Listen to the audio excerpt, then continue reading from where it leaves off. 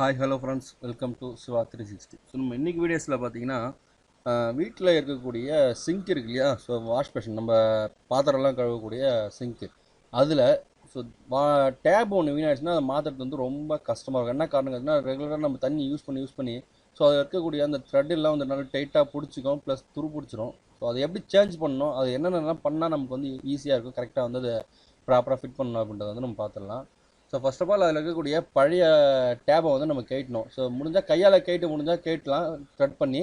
So கேட்ட முடியலன்னு சொன்னால் பைப் ரிஞ்சை போட்டு கேட்டலாம். ஸோ ஃபர்ஸ்ட் ஆஃப் ஆல் இதில் லைட்டாக பைப் ரிஞ்ச் போட்டு லூஸ் பண்ணிவிட்டு அதுக்கு நமக்கு கையால் கேட்டி எடுத்துச்சு. இந்த பைப் வந்து ரொம்ப நாளாக யூஸ் பண்ணதுனால மேலே இருக்கக்கூடிய ஹேண்டில் வந்து போயிடுச்சு. ஸோ ஒரு ஹேண்டில் இல்லாததுனால இப்போ வந்து பைப்பு மட்டும் நம்ம சேஞ்ச் பண்ணுறோம். ஸோ அதை கேட்டிங்கன்னா ஃபஸ்ட்டு நம்ம போட்டிருந்தது பார்த்தீங்கன்னா செல்லாக்கு போட்டிருப்பாங்க. அதில் நூல் சுற்றி செல்லாக்கு போட்ட காரணத்தினால அதில் வந்து உள்ள டஸ்ட்டு வந்து அதிகமாகவே இருக்கும். அந்த செல்லாக்கு ப்ளஸ் அந்த நூல் எல்லாமே அப்படியே உள்ளே இருக்கும். ஸோ அதோடு சேர்த்து நீங்கள் புது பைப்பு வந்து அதில் இன்ஸ்டால் பண்ணுறப்போ பார்த்தீங்கன்னா ஆட்டோமேட்டிக்காக உங்களுக்கு வந்து அது த்ரெட்டிங் வந்து வீணாயிடும். அதில் இருக்கக்கூடிய அந்த மரம் வந்து வீணாயிடும். ஸோ அது வீணாகக்கூடாது அப்படின்னு நினச்சிங்கன்னா ஸோ புது பைப்பை வந்து இந்த மாதிரி கேப் வரும். ஸோ அந்த கேப்பை நம்ம வந்து ரிமூவ் பண்ணிவிட்டு அந்த கேப்பை எல்லாமே நம்ம போட்டுக்கலாம். உங்களுக்கு டைல்ஸில் உள்ளே இம்பிள்டாக பைப் கொடுத்துருக்காங்க அப்படின்னா நீங்கள் அந்த கேப் போட்டுக்கலாம். அந்த கேப் வேணாம் அப்படின்னா நீங்கள் கேப் எடுத்துகிட்டு வந்து போட்டுக்கலாம். ஏன்னா நாங்கள் வந்து வெளியில் அவுட்டரில் தான் எங்கள் வீட்டில் பார்த்தீங்கன்னா பைப் வந்து நாங்கள் போட்டிருக்கோம். ஏதாவது ப்ராப்ளம்னா பார்க்கணுன்றது, ஏன்னா அவுட்டரில் வந்து லைன் போட்டிருக்கேன். அதனால் நான் அந்த கேப்பை எடுத்துகிட்டு டேரெக்டாக வந்து பார்த்தீங்கன்னா இதில் சுற்றுறதுலேயும் ஒரு இது இருக்குது.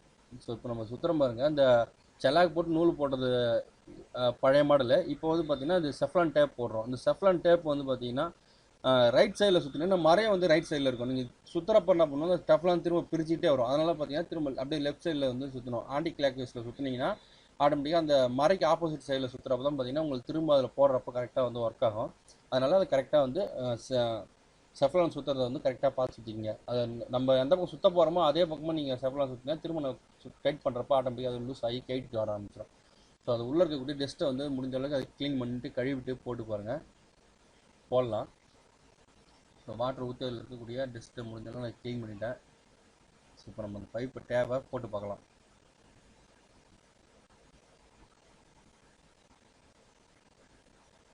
ஸோ பைப்பு மரம் வந்து ஏற மாட்டேங்குது, மரம் பிடிக்க மாட்டேங்குது பார்த்தீங்கன்னா. ஏன்னா ரொம்ப நாளாக அதை யூஸ் பண்ணிட்டோம் இல்லையா, அந்த மரம் வந்து அதில் அந்த அப்படியே அந்த சிட்டம்லாம் அப்படியே இருக்குது. அதை நம்ம க்ளீன் பண்ணோம்னா திருப்பியை வச்சு நம்ம நோண்டி எடுத்துகிட்டு ஸோ அதை வந்து க்ளீன் பண்ணி போடுற மாதிரி இருக்கும்.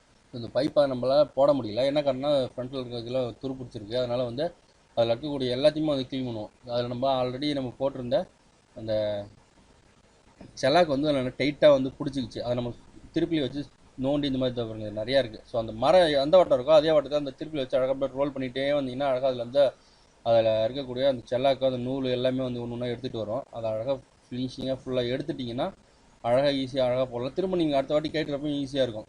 ஸோ நம்ம செஃப்லான் போடுறப்போ பார்த்தீங்கன்னா உங்களுக்கு நீங்கள் எப்படி டைட் பண்ணுறீங்களோ அதே அழுத்தம் கொடுத்தா போதும், திரும்ப ரிப்ளேட் எடுத்துடலாம். ஆனால் நீங்கள் செலாக் போட்டிங்கன்னு சொன்னால் திரும்ப கேட்டுறது கொஞ்சம் கஷ்டமாகும். சில டைம் பைப்பை வந்து உடஞ்சிடும், அது உள்ளே நம்ம ரிமூவ் பண்ணி எடுக்கிறது கஷ்டமாக இருக்கும். ஸோ ஒன் டைம் நான் வந்து அந்த உடஞ்ச பைப்பை உங்களுக்கு எப்படி எடுக்கணுன்றது கூட நான் சொல்லித்தரேன். அதை ஈஸியாகவே எடுத்துடலாம் அதை.